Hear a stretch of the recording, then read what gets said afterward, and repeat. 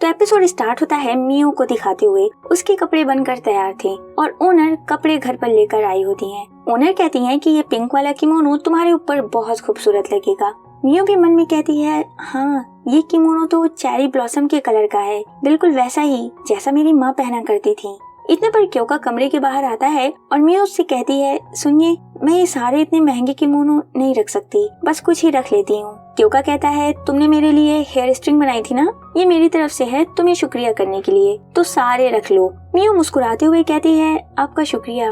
वहीं यूरी और ओनर आपस में हंसने लगती हैं और ओनर बताती है कि असल में मास्टर क्योका ने खुद ये पिंक वाला किमोनो आपके लिए पसंद किया था। ये सुनकर मियो ब्लश करने लगती है और किमोनो को एकदम गले से लगाकर कहती है, आपका बहुत शुक्रिया। अब सीन शिफ्ट होता है तात्सुही के घर की तरफ। काया उनके घर पर थी और तात्सुही उससे कहते हैं कि मुझे लगा नहीं था कि मियो क्योका का दिल जीत लेगी, पर ऐसा हो चुका है और अब दोनों की शादी भी होने वाली है।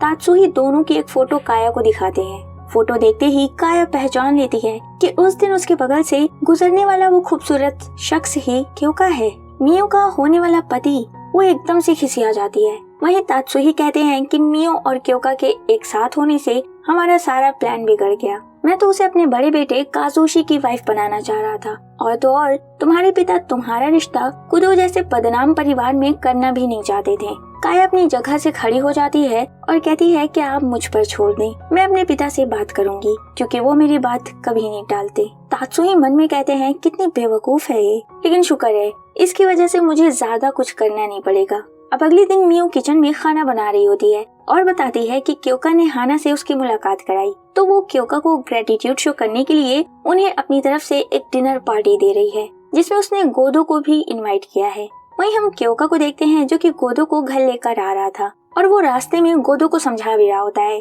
देखो घर जाकर थोड़ा कायदे से बिहेव करना। क्योका की बातों पर ना ध्यान देते हुए गोदो तो अपने आप में ही काफी ज्यादा खुश था कि आखिर मियो ने मेरे लिए क्या क्या बनाया होगा। क्योका कहता है, हे उसका नाम इस तरह से मत लो। गोदो कहता है, क्यों, क्या तुम जेलस हो रहे हो? क्योका कहता है, नहीं तो। गोदो कहता है, हाँ हो तो रहे हो। और इस तरह से सीन वापस से मियो की तरफ जाता है। खाना पकाने के बाद वो तैयार हो रही थी। इतने पर बाहर ये दोनों भी लड़ते झगड़ते हुए घर पहुंच जाते हैं। गोदो कहता है, मैं मियो से ये सब बताऊंगा जो ये तुम मेरे साथ कर रहे हो। क्योका कहता है, फिर तो इस समय पर तुम्हारा गायब हो जाना ही बेहतर रहेगा। क्योका ने तो आग भी जला रखी थी, लेकिन तभी मियो बाहर दोनों को ग्रीट करने आ जाती है। उसने वही पिंक वाला किमोनो पहन रखा था, वो काफी ज्यादा खूबसूरत लग रही थी। उसे देखकर क्योका का तो सारा गुस्सा शांत हो गया था। इतने पर गोदो भी उछलते हुए सामने आता है और कहता है, मियो जी आज तो आप वाकई बहुत ज्यादा खूबसूरत लग रही हैं। फिर क्योका भी मियो की तरफ बढ़ता है और वो ब्लश कर रहा था।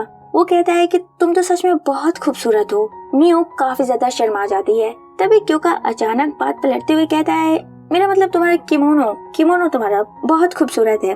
वहीं पीछे से गोदो ये सब देखकर सोच रहा था कि भाई आखिर ये सब चल क्या रहा है। वो कहता है, इससे अच्छा तो मैं घर वापस चला जाता हूँ। मियो कहती है, अरे नहीं प्लीज आप अंदर आइए। वहीं हम पेड़ पर एक शिकीगामी को देखते हैं जिसके थ्रू काया ये सब कुछ देख रही होती है। वो कहती है, मियो मुझसे ज्यादा खुश है, लेकिन मैं उसे ज्यादा दिन तक खुश रहने नहीं दूंगी। दूसरी तरफ अब ये लोग फाइनली डिनर कर रहे होते हैं। मियो के हाथ का खाना खाकर तो गोदो पागल हो चुका था। वो कहता है, रोज मियो के हाथ का खाना खाना। कमांडर मैं ये सोच कर ही आपसे जेलस हो रहा हूँ। फिर अब खाने पीने के बाद मियो गोदो के सामने झुकते हुए कहती है, आपका शुक्रिया गोदो, आपने मेरी हाना से मिलने में मदद की। गोदो कहता है, वैसे मैंने ज्यादा कुछ किया नहीं था, बस लेटर पोस्ट किया था और हाना को वापस घर छोड़ा था। मियो कहती है, फिर भी आपने अपना कीमती वक्त मेरे लिए इस्तेमाल किया, मेरे लिए वो ही बहुत है, तो मैं उसके लिए आपको शुक्रिया करती हूँ। खुशी से गोदो का चेहरा एकदम लाल हो चुका था। गोदो मियो का हाथ पकड़कर कहता है, मैं बहुत खुश हूँ क्योंकि आज से पहले मुझे ये सब किसी ने नहीं कहा। मियो क्यों ना तुम इस अकड़ू कमांडर को छोड़कर मुझसे शादी कर लो। क्योका कहता है, हे ये तुम क्या कह रहे हो? गोदो कहता है, अरे मैं बस मजाक कर रहा हूँ। वहीं मियो कहती है, गोदो मैं आपके ऑफर को अप्रिशिएट करती हूँ, लेकिन मैं क्योका से ही शादी करना पसंद करूंगी। गोदो कहता है, मुझे नहीं लगता कि तुम्हें मेरे ऑफर को इतना सीरियसली लेना चाहिए। वहीं क्योका तो मियो की इस बात से काफी ज्यादा खुश हो गया था। खैर अब हम देखते हैं कि क्योका ने गोदो को कार में बिठा दिया होता है। गोदो ने काफी ज्यादा ड्रिंक कर ली थी। ड्राइवर गोदो को घर लेकर चला जाता है। वहीं क्योका कहता है कि कल से इसकी नाइट ड्यूटी भी है, देखो ये क्या ही करता है। मियो कहती है क्या ये डिनर पार्टी आपके लिए एक प्रॉब्लम बन गई? क्योका कहता है बिल्कुल नहीं, हाँ बस थोड़ी हैरानी हुई थी जब तुमने कहा था कि तुम गोदो को डिनर पर बुलाना चाहती हो, लेकिन आई होप कि तुम्हें इस डिनर पार्टी से खुशी मिली होगी। मियो कहती है जी हाँ और आपका शुक्रिया। दूसरी तरफ हम काया को देखते हैं और वो अपने पिता से कह रही होती है कि मैं कुदो परिवार के लायक हूँ, वो मियो नहीं, मुझे क्योका की वाइफ होना चाहिए, उसे नहीं।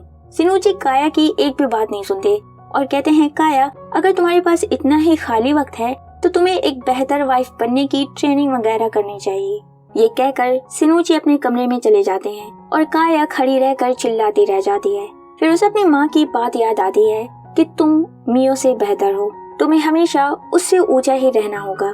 काया अब सीधा कोजी के कमरे में जाती है और कोजी पूछता है इतनी रात को तुम मेरे कमरे में क्या कर रही हो? काया उसके करीब जाकर कहती है क्या तुम मियो से शादी नहीं करना चाहते? और इसी के साथ सीन कट हो जाता है। सीन अब मियो की तरफ जाता है और बैठे बैठे उसकी आंख लग गई थी और वो एक सपना देख रही होती है जिसमें वो एक अंधेरी सी जगह पर थी। सामने कुछ काली परछाई उससे मदद मांग रही होती हैं। फिर उनमें से ही एक परछाई मियो को धक्का दे देती है। सामने उसकी सौतेली माँ थी जो कि कह रही थी कि कभी अपना मुंह मुझे मत दिखाना, चली जाओ यहाँ से। इतने पर क्योका नहाकर बाहर आता है और उसे मियो के बड़बड़ाने की आवाज आती है। वो फौरन से मियो के पास जाता है और उसे अपनी गोद में उठा लेता है। तभी क्योका को सुपरनैचुरल एबिलिटी का एक एहसास होता है। क्योका सोचता है कि बैरियर टूटने का भी कोई साइन नजर नहीं आ रहा है, फिर ये एहसास कैसा, इसका क्या मतलब हो सकता है? क्योका को कुछ समझ में नहीं आता। फिर जब वो मियो की तरफ देखता है तो मियो रो रही होती है। क्योका उसे उठाता है। क्योका को इतने करीब देखकर मियो थोड़ा सा शर्मा जाती है। क्योका पूछता है क्या हो गया, तुम ठीक तो हो ना? नींद में तुम मदद मांग रही थी, क्या तुमने कोई बुरा सपना देखा? मियो थोड़ा हिचकिचा रही थी। क्योका उसका हाथ पकड़कर कहता है रहने दो, अगर याद नहीं आ रहा है तो खुद को फोर्स मत करो, लेकिन ध्यान रहे अगर तुम्हारे साथ कुछ भी उल्टा सीधा होता है तो तुम मुझे बताओगी, मैं हमेशा तुम्हें सुनने के लिए यहाँ पर मौजूद हूँ। मियो कहती है जी मैं समझ गई। अब अगले दिन कोजी अपने घर जा रहा होता है और तभी वो अपने घर से कुछ अजीब बंदों को निकलते हुए देखता है और उसे काया की बात याद आती है कि मियो से शादी करने में अब तात्सुही भी उसकी मदद कर सकते हैं। कोजी कहता है आखिर ये काया और मेरे पिता मिलकर करना क्या चाहते हैं। फिर हम मियो को देखते हैं और वो क्योका के लिए लंच बॉक्स तैयार कर रही थी। यूरी बताती हैं कि यंग मास्टर को बिल्कुल अच्छा नहीं लगता कि कोई उनके लिए लंच बॉक्स लेकर आए, लेकिन आई होप कि आपके जाने से वो बहुत खुश होंगे। मियो कहती है आई होप वो बस नाराज ना हो। खैर अब मियो रेडी हो चुकी थी और यूरी उसे बुलाने आती हैं और कहती हैं चलिए वरना हम लेट हो जाएंगे और लंच टाइम भी खत्म हो जाएगा। जल्दबाजी में मियो निकल जाती है और हम व्यूअर्स देख पाते हैं कि वो क्योका का दिया हुआ तावीज घर पर ही भूल जाती है। दूसरी तरफ कोजी अब अपने पिता के कमरे में पहुंचता है और देखता है कि काया तो वहाँ पर पहले से ही मौजूद थी। वो पूछता है कि आखिर तुम यहाँ क्या कर रही हो? काया कहती है मंगेतर की सौदेबाजी कर रही हूँ। कोजी कहता है कहीं तुम्हारा दिमाग तो खराब नहीं हो गया है? काया कहती है क्यों, क्या हुआ, क्या तुम मियो से प्यार नहीं करते? कोजी खामोश हो जाता है। फिर वो कहता है कि तुम्हारे पिता इसके लिए कभी नहीं मानेंगे और उनकी परमिशन के बिना ये कभी नहीं होगा। काया कहती है अगर खुद मियो ने ही मना कर दिया तो? कोजी अपने पिता की तरफ देखकर कहता है आखिर आप करना क्या चाहते हैं? तात्सुही कहते हैं तुम खुद अपनी आंखों से देखोगे, बस मुझ पर भरोसा रखो। अपने पिता की ये बात सुनकर कोजी काफी ज्यादा डर गया होता है। दूसरी तरफ मियो और यूरी खाना लेकर क्योका के पास पहुंच गई थी। क्योका पूछता है आखिर आप दोनों यहाँ क्या कर रही हैं? मियो लंच देकर कहती है आपके लिए लाई थी। क्योका कहता है शुक्रिया तुम्हारा। फिर दोनों जाने लगती हैं। तभी क्योका पूछता है मियो मैंने जो तावीज दी थी क्या वो तुम्हारे पास है? मियो कहती है जी हाँ वो मेरे पास ही है। क्योका कहता है तब ठीक है। इतने पर क्योका को अंदर से बुला लिया जाता है। क्योका कहता है मैं आप दोनों को घर जरूर छोड़ देता लेकिन मेरे पास वक्त नहीं है। मियो कहती है कोई बात नहीं हम चले जाएंगे। क्योका भी वापस अंदर चला जाता है। तभी मियो अपना पर्स देखते हुए रियलाइज करती है कि अरे आज तो वो नया पर्स लेकर आई है और तावीज तो पुराने वाले पर्स में रखी हुई थी। यूरी कहती है ये मेरी ही जल्दबाजी की वजह से हुआ है, मुझे माफ कर दीजिए। चलिए अब हम सीधा घर चलते हैं। अब दोनों घर की तरफ जा रही होती हैं और रास्ते में मियो सोच रही थी कि मैंने गड़बड़ कर दी। उस तावीज को हमेशा अपने पास रखने का मैंने उनसे वादा किया था लेकिन नए पर्स की एक्साइटमेंट में मैं उसे घर ही भूल गई। आखिर मुझसे इतनी बड़ी गलती कैसे हो सकती है? ख्यालों में खोई मियो थोड़ा सा पीछे रह जाती है। इतने पर एक कार आती है जिसमें से तात्सुही के बंदे निकलते हैं और यूरी के सामने ही मियो को किडनैप करके ले जाते हैं। इन बंदों के पास इनविजिबल होने की एबिलिटी होती है।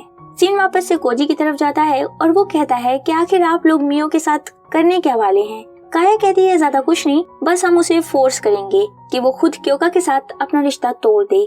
ये कहकर काया वहाँ से चली जाती है और तात्सुही कहते हैं कि उस लड़की को हासिल करने के लिए बस यही एक रास्ता बचा है। मियो का खुद अपने घर में आइसोलेट होकर रहने में भी हमारा ही भला था। मैं तात्सुही परिवार की ब्लड लाइन को कंटिन्यू करने के लिए कुछ भी करूँगा। ये बातें सुनकर कोजी को काफी ज्यादा गुस्सा आ गया था। वो कहता है कि आपने मियो के साथ होने वाली नाइंसाफी को अपने फायदे की तरह देखा, इसके लिए मैं आपको कभी माफ नहीं करूँगा। अचानक ही कमरे का पूरा सामान हिलने लगता है जैसे कि कोई भूकंप सा आ रहा हो। फिर अचानक ही पूरा सोफा सेट हवा में तैरने लगता है और हम व्यूअर्स समझ पाते हैं कि कोजी के पास टेलीकिनेसिस की एबिलिटी है। तात्सुही कहते हैं, तो क्या तुम अब अपनी सुपरनेचुरल एबिलिटी का इस्तेमाल करके मुझसे लड़ना चाहते हो? कोजी कहता है, बस अब मैं आपकी एक भी बात नहीं सुनना चाहता और मैं अब आपको मियो की जिंदगी में और दखल अंदाजी करने नहीं दूंगा। ये सब कहकर कोजी अपने पिता पर अटैक कर देता है, लेकिन तात्सुही उसका हमला काफी आसानी से रोकते हुए कहते हैं, इम्प्रेसिव, मुझे लगा नहीं था कि तुम्हारा हमला इतना ताकतवर होगा, लेकिन क्या तुम्हें सच में लगा कि तुम जैसा नौसिखिया मेरा सामना कर सकता है? तात्सुही कोजी को वहीं पर गिरा कर बांध देते हैं और कहते हैं कि अगर तुम्हें लगता है कि तुम मुझे रोक सकते हो तो इसी तरह से जमीन पर पड़े रहो, क्योंकि ऐसा कभी नहीं होने वाला। फिर तात्सुही अपने घर से निकल जाते हैं। वहीं कोजी कहता है कि मैं कितना बेवकूफ हूँ, मुझे पहले एक स्ट्रेटेजी सोचनी चाहिए थी। इतने पर काजुशी आकर कहता है, क्यों भाई, क्या ऐसे ही जमीन पर पड़े पड़े सिर्फ सोचते ही रहोगे या फिर कुछ करने का भी इरादा है? काजुशी कोजी को खोल देता है। कोजी कहता है, मैं कुछ नहीं कर सकता क्योंकि मैं पिताजी का मुकाबला नहीं कर पाऊंगा। काजुशी कहता है, तो क्या तुम ऐसे ही हार मान लोगे? हाँ, पिताजी से जीतना आसान नहीं होगा, लेकिन तुम्हें जब ये बात मालूम थी तो तुम उनके सामने खड़े ही क्यों हुए? अपने भाई के इनकरेजमेंट से कोजी में थोड़ी सी हिम्मत आ जाती है और वो मन में कहता है कि मैं हार नहीं मानूंगा, मुझे मियो को बचाना ही होगा। दूसरी तरफ यूरी क्योका के पास पहुंचकर उसे सारी बातें बता देती हैं। क्योका मन में कहता है कि मुझे पता है कि ये किसका काम है और मुझे ये भी पता है कि मियो अभी कहाँ पर होगी।